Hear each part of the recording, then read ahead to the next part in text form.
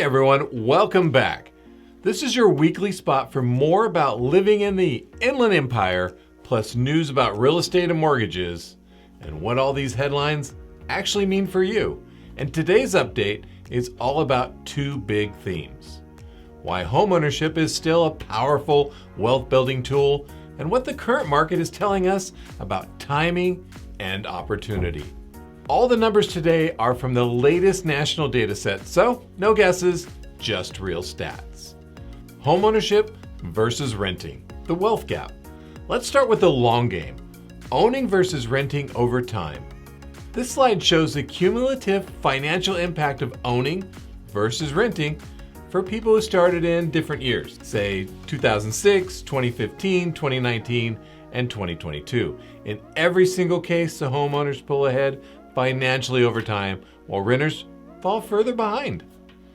On another slide, it breaks down into dollars. Depending on when someone started, owning leads to equity benefits like $65,000 plus, $167,999, and $181,000, and even up to $226,000.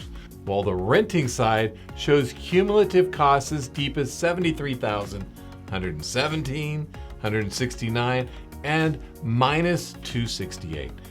That's just a huge hit. And this is over the same time frames as the home ownership. In short, homeowners gain wealth, and renters, well, they lose it.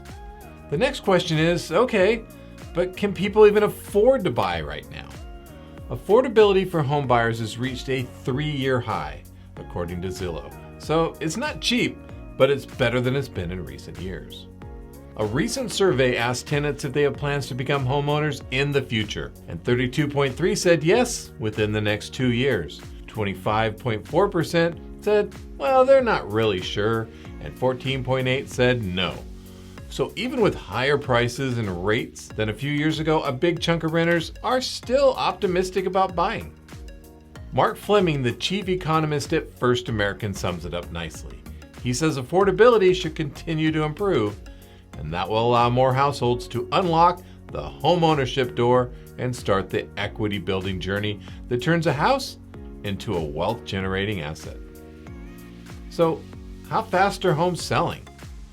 Well, let's talk about market pace, how fast homes are moving.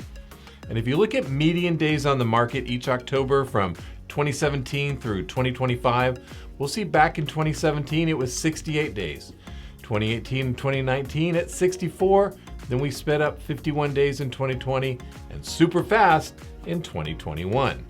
Since then, things have normalized.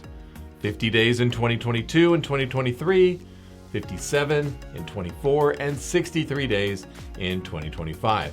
So 2025 looks a lot more like the pre-pandemic market in 2017 through 2019 than the crazy house sells in a weekend phase of 2021.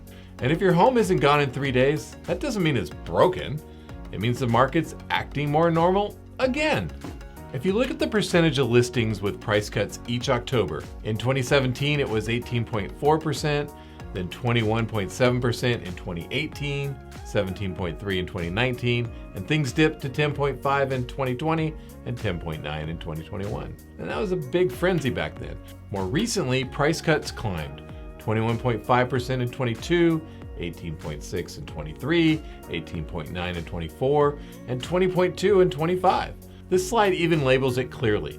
The share of price cuts is back at normal levels. That tells you sellers no longer have all the leverage. Buyers have a bit more room to negotiate again. So what's ahead for sales? Lawrence Yoon says next year is really the year that we'll see a measurable increase in sales. So from his perspective, the combination of improving affordability and more realistic pricing should translate into more transactions. Put all this together and the message is pretty clear. Over time, homeownership has been a strong wealth building engine. Affordability is better than it's been in a few years, and renters are still hopeful about buying. The market pace and price cut levels look normal again, not extreme. And major economists are expecting a pickup in sales next year. So looking forward to 2026. And if you want help figuring out what this means for you, whether it's staying put, buying your first place, or moving up, reach out. This is exactly what I help people navigate every day. And if you found this helpful, hit like, subscribe to the channel, and share this with someone who's on the fence about buying or selling. Thanks for watching, and we'll see you out there somewhere in the Inland Empire.